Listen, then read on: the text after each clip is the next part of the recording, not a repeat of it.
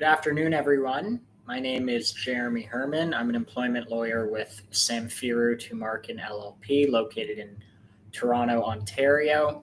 It's great to be back with you guys. I've hosted many of these question and answer employment law sessions, and I always enjoy it, getting lots of questions from you all about your employment law needs. It's a very important topic. And so we are here to address all of those issues. I'm with you for the next half an hour. You can ask as many questions as you like, and I'll try to get to as many of them as I can about a range of employment law topics, whether it has to do with termination, human rights issues, constructive dismissal issues, demotions, pay reductions, maternity leave issues. We deal with all of these questions. So please don't be shy. Ask as many as you want. As I usually start off, we have offices across the country. We have offices in Ontario, Alberta, and British Columbia. We're here to serve as many of Canadians as we can with their employment law needs. And before I dive into questions, I'm going to talk about a key trending topic right now.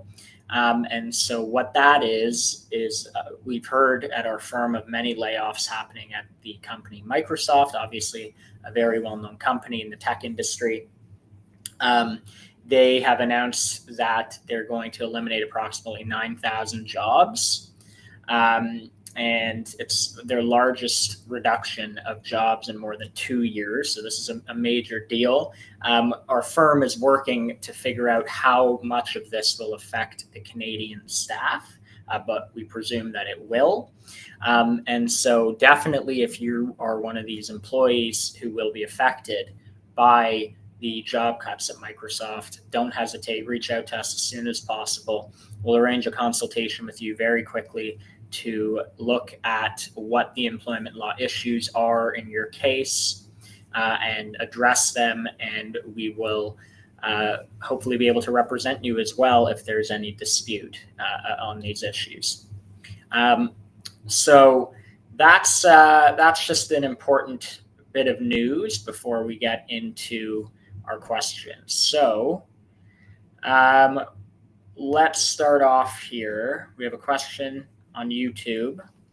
I took a job last year in a city 5 hours away and was okay living there.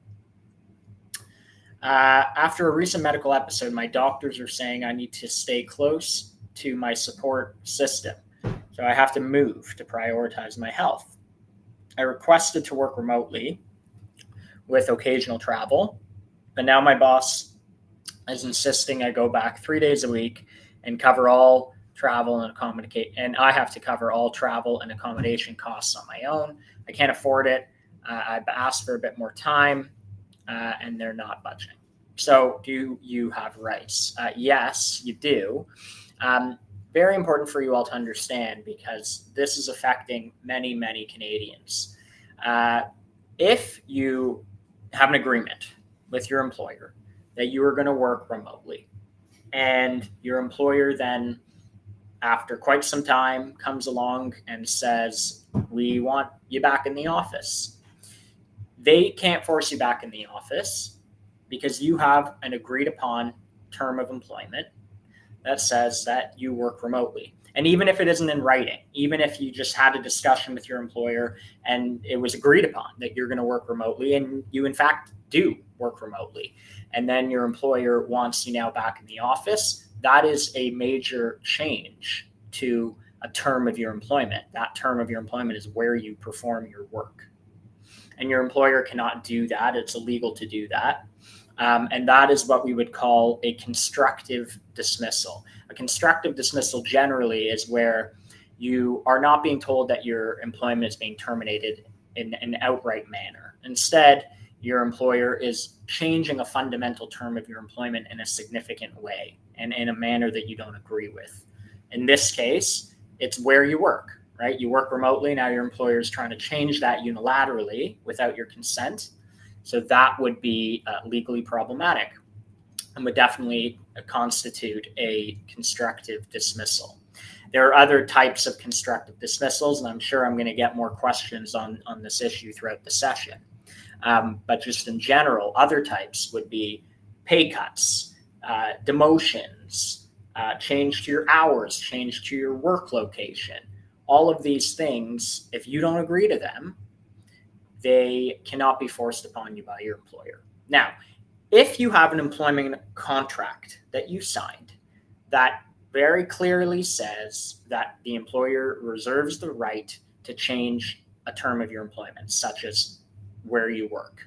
So in this example that we have, if the employee signed an employment contract that says that, yes, you work remotely, but the employer is permitted to ask you to come back to the office, and you agree to that, then your employer can ask you to come back to the office because you agree to it, presuming the employment contract is a legal, good, valid contract. But in many cases, that isn't what is happening. It isn't something that the employer reserved the right to do, to ask you to come back to the office, and they're forcing it upon you anyway. Well, then that is illegal. Okay. And you can challenge that, and you can pursue your full severance entitlements, just as if you had been terminated, and you would be owed severance in that situation. So I hope that answers the question. I think it does. And if you have a follow-up, please feel free to post it in the chat. Moving on, we have a question on Facebook from Libby. I took a medical leave and went on medical EI. That eventually ran out. Now my employer is attempting to give me a small severance and cut ties. That'd be fine, but they also let it slip that I'd be covered by my work insurance long-term disability benefits for the next 2 years, but that I didn't apply soon enough. Was my employer obligated to let me know about this option when I initially went on my medical leave? Yeah, I mean, I would say that they should have let you know about this. You have a right to know what kinds of things you are eligible for.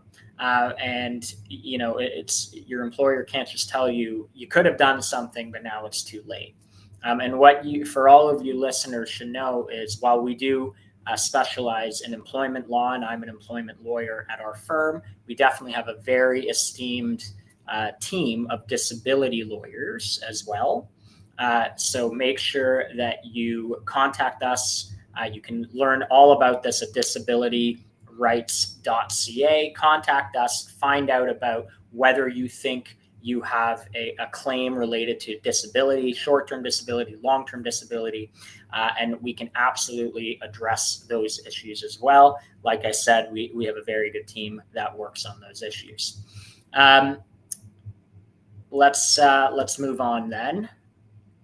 We have a question on YouTube from Lydia.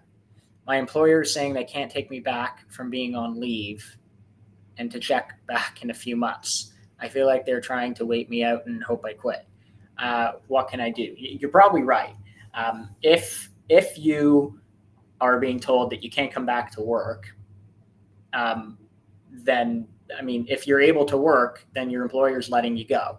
Right? It's not a matter of checking back in a few months. If you are able to work and maybe even you demonstrated that with a medical note, right? If it was a medical leave, I'm just assuming that for a minute, and you provided the employer with a medical note indicating that you can't come back to work, even if you have to be accommodated, right? Even if the medical note indicated that you need some sort of accommodations at work, your employer can't just say that we can't do that. They have to accommodate you. There's very, very limited circumstances in which your employer is not obligated to accommodate you. And usually that's not what is operating. So if your employer is telling you, well, we just don't have anything for you now, come back, check on us in a few months. Yeah, you're probably right. They're hoping you're going to quit, move on, find a new job, and then, you know, your employer doesn't owe you anything anymore if you quit. And so don't do that. Contact us, right, at help@employmentlawyer.ca, and we will arrange a consultation with you. We will review your documentation. We will determine what your rights are. We'll advise you on that, and we will assist you with pursuing those rights. Definitely don't quit, though. Okay, you do have to understand that if you do what your employer seemingly wants you to do, which is to resign, you will give up your termination entitlements or your severance pay. Okay. So Lydia, thanks for that question. Definitely a very relevant one. I deal with these kinds of issues every day in my legal practice. And there are many employers who do this kind of thing. So if you have a follow-up, please post it in the chat. Okay. We have a question from Action H on YouTube. I work in Ontario and I'm entitled to statutory holidays under the ESA. The ESA, for everybody here, is the Employment Standards Act. It is the legislation in Ontario that provides your minimum entitlements as an employee in Ontario. So reviewing the question, I work in Ontario and I'm entitled to statutory holidays under the ESA, the Employment Standards Act. My employer is now saying that we have to submit a request or notice in advance if we plan to take a statutory holiday off. This seems backwards to me. Is there anything in Ontario labor law that allows an employer to require advance notice just to take a holiday I'm entitled to? Well, I mean, you are entitled to it. You're also entitled to pay if you work on those holidays. So it could just be that your employer is trying to arrange a schedule. It could be that you work for a type of workplace where there are employees that work on statutory holidays, and you might have done so in the past. And so your employer wants you to advise them whether you are taking your holiday, and whether they have to pay you for work that you're going to perform in that holiday, if that's the case.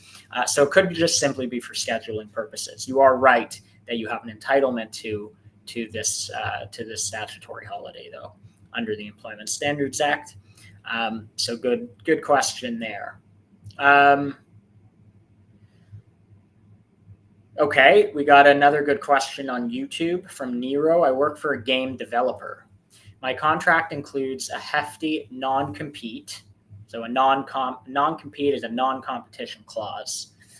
Usually forms part of an employment contract, or it could be a separate contract as well. And Nero says that non-compete clause is very broad. How much can this limit me from finding a new job? Okay, so first of all, presuming you're in Ontario, Nero, Ontario a few years ago has banned non-compete clauses, meaning an employer cannot rely on a non-compete clause. They can't put it into your employment contract. It's invalid from the beginning. Okay, so there are a few exceptions to that. I don't know exactly what position you work in. There are certain positions, such as usually C-suite level employees, like a CEO, a CFO, employees in that kind of bracket that would potentially be able to be bound by a non-compete clause. But most employees in Ontario don't fall into that category, and therefore it is illegal to have a non-compete clause. Now, that was only in October of 2021. So before October of 2021, if you signed an employment contract that had a non-compete clause, it's possible that it would be legal. Usually, the law has decided that in general, these clauses are not legal, even before they became banned, which is part of the reason why they became banned, because judges were telling people that these clauses just are restricting people from being able to work in their industry. So we can't allow these kinds of clauses to exist. There are some exceptions, as I noted earlier.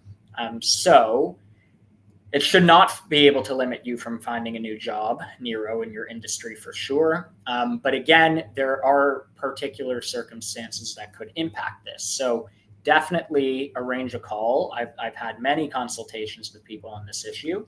I need to actually see the documentation. I want to see the contract. I want to see the clause. I want to see when you signed it. I want to see what position you work in, etc. So contact us at help@employmentlawyer.ca. I would be happy to arrange a consultation with you and to assist you with this legal issue. So good question there. And for those of you just joining us, I am Jeremy Herman. I'm an employment lawyer with Samfiru Tumarkin LLP, located in Toronto, Ontario. And what I'm doing now is answering employment law questions. I'm getting lots of amazing questions on a breadth of topics. So please feel free to ask your questions on any of your employment law needs. Okay, let's move on. We have a question from Promo Hack on YouTube. If I quit my job and give 2 months notice, if they walk me out the door, presuming before the 2-month notice ends, are they obligated to pay me for the 3 months? In my employment contract, based on how long I've worked at my company, I would be entitled to 10 weeks notice or 10 weeks of severance if they wanted to terminate my employment without cause. Okay, so a lot going on here. If you give notice to your employer of resignation and your employer wants to waive that, okay, usually the employer will be bound to definitely pay you out. It could be that they have to actually pay you out based on your actual severance entitlements, based on your age, your length of service, your position, etc. It could be that contractually they don't have to do that and they only have to pay you out to the end of the resignation period. So, if you gave 2 months notice, you were required to give 2 months notice, and then they told you that they don't need you after 2 weeks into that 2-month period, well, then you got approximately 6 weeks left over where they should be paying you out because you were supposed to give that amount of notice, you did, and now the employer is deciding to waive that. Okay, so hopefully that answers the question.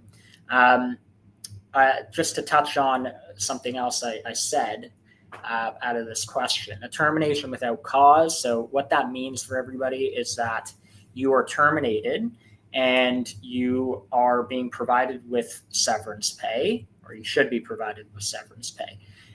As opposed to a termination with cause is where your employer says you did really bad things, which may or may not be true. But because we think you did really bad things, we're not going to give you your severance. That's a termination with cause. So a termination without cause, you get your severance pay, and your severance pay is going to be dictated by A, what your employment contract says you get if you're terminated without cause, but B, also more generally, your severance is going to be calculated based on various factors that the law deems relevant. And those factors are your age, your position, your length of service, and how much remuneration you obtained from your position. Okay. And generally, how long should it take you, given all of those circumstances, to find a new comparable job? As you see on the screen, we have a tool called the Pocket Employment Lawyer. You can find it at pocketemploymentlawyer.ca. Part of that tool is a severance pay calculator. Okay, and the severance pay calculator is a free and anonymous, very easy to use tool. What it allows you to do is determine how much severance you would be owed in your particular circumstances. So it will ask you, what is your age? How long did you work for the company? What was your position? How much money did you earn in your position? And then it will spit out for you the range of severance that you would be entitled to if you were to be terminated. Okay.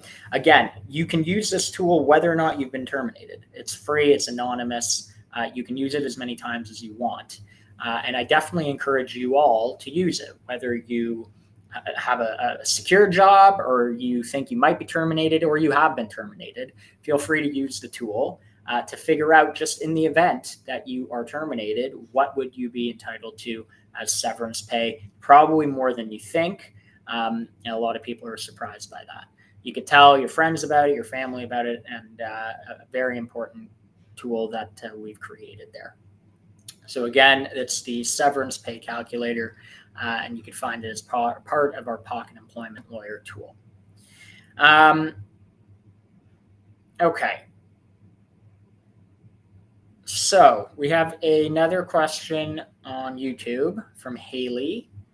Since my company's insurance company stopped my LTD, which I'm appealing the decision, my employer also stopped my group RSP matching and doesn't allow me to contribute my own portion. Is that right? Well, it goes a little bit more deep than that. So if you're employed still and you were enrolled in the RSP matching program, then you should be allowed to contribute to it.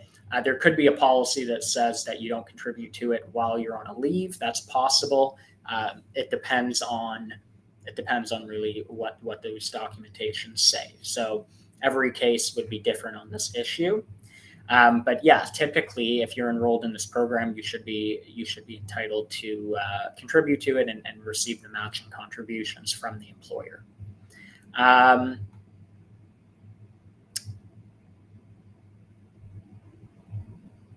Okay, and Haley, it sounds like you have a follow-up here.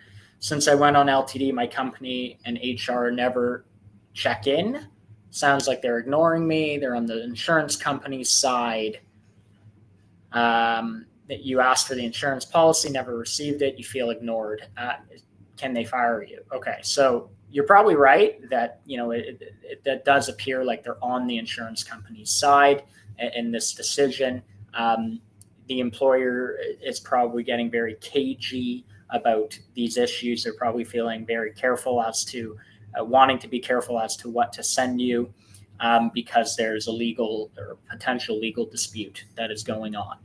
So that's not uncommon. And can they fire you? Yes, you can be fired. If you're fired, as I said earlier, without cause, you should be paid severance. So even if you were on LTD, it doesn't extinguish your right to obtain severance pay if you have been terminated. And so we have these cases often, and it often entails an employment lawyer like myself being involved. And again, we have a great team of disability lawyers that deal with disability issues, LTD issues, and we work in tandem with each other on cases like yours. Okay.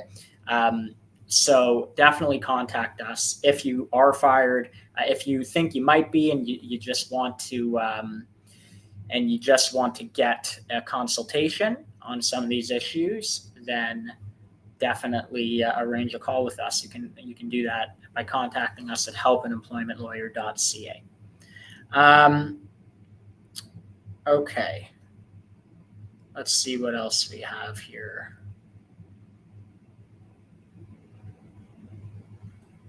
Okay, looks like we're covered. So at this time, what I want to do is talk about another important thing, and it's pretty relevant to the issues we've been talking about today. So that is sick days in Ontario. Are you entitled to them? How many are you entitled to? What are the laws on these issues? So first of all, under that ESA, that Employment Standards Act that we were talking about, which regulates provincial employees, provincial employees are entitled to 3 unpaid sick days per year from their employer. And it could be used for personal illness, medical emergencies, etc. And you have to have been employed for at least 2 consecutive weeks. Okay? If you've been employed for 2 consecutive weeks, then you are entitled to the 3 unpaid sick days. So to be clear, you don't have to be paid for them. Your employer does not have to pay you for them, but they do have to provide them to you unpaid. Now, it could be that you are part of a company that provides you with more than 3 sick days. Maybe they provide you with paid sick days as well, right? You could be part of a company that offers 10 paid sick days. So if that's true, if there is a policy in place or could form part of your employment contract, that you are entitled to more sick time than what the ESA allows, then you are entitled to that, and you have to be provided with that amount. And in general, it's important to note as well that you can be asked for documentation. Okay, so even for your 3 unpaid sick days, an employer can ask you for documentation to substantiate the time that you wanted to take for sick days, right? And really, it doesn't have to include too much detail of documentation. It might just be the length of time, what kind of accommodation you might need, if that is relevant, if you're coming back to work after the sick time, and it wasn't just a short-term sickness and you actually require an accommodation or a longer leave perhaps, then you would want to supply your doctor with that kind of information. Rather, you want to supply your employer with that kind of information, and a lot of it would come typically from your doctor. And very important that this is understood by everybody, that if you need an accommodation, as I mentioned earlier, in the workplace, you do want to notify your employer of that, of course. You should be notifying them if you can't perform certain work, or if you're coming back from a medical leave or long-term disability perhaps, and you need to be accommodated, then you have to inform your employer of that. Your employer will be able to ask you about details related to the accommodation. What kind of accommodation do you need? Maybe you want to work from home, or you need to work from home. It could be that you need to take breaks during the workday, more breaks than usual. Could be that you need to reduce your hours, change your hours. These are all types of accommodations. And it's something that your employer has to know about and will ask you about, and perhaps even ask you to submit documentation to support the fact that you need to be accommodated. And if you provide that documentation from your doctor, the documentation does not have to indicate any sort of diagnosis. So, your doctor doesn't have to say, I've diagnosed you with X type of issue, and you have to notify your employer of that. Your employer just needs to know how they have to accommodate you. What kind of functional abilities do you have? What can you do? What can you not do? And if your employer is provided with that adequate information, then the employer has to accommodate you. And if they don't, well, then that's a legal issue. That could be a human rights violation. So the human rights legislation in Ontario and across the country says that if you need an accommodation in the workplace, your employer has to provide you with that accommodation. There's only very limited circumstances in which your employer does not have to do that. Okay, and again, very limited circumstances. Typically, your employer does have to take on some burden even to make sure that you're accommodated in the workplace. And if they don't, then you are able to file a human rights claim. I deal with those issues all the time, in addition to issues related to termination. So that's it for today. Thank you all for joining us. Again, I'm Jeremy Herman with Samfiru Tumarkin LLP. We're back again tomorrow. If it is the case that I did not get to some questions, I apologize. Join us again tomorrow. We're back at 10:30 a.m. Pacific time with my colleague Dan, and I will be back as well very soon. So thank you for joining us, and we'll see you next time. Take care.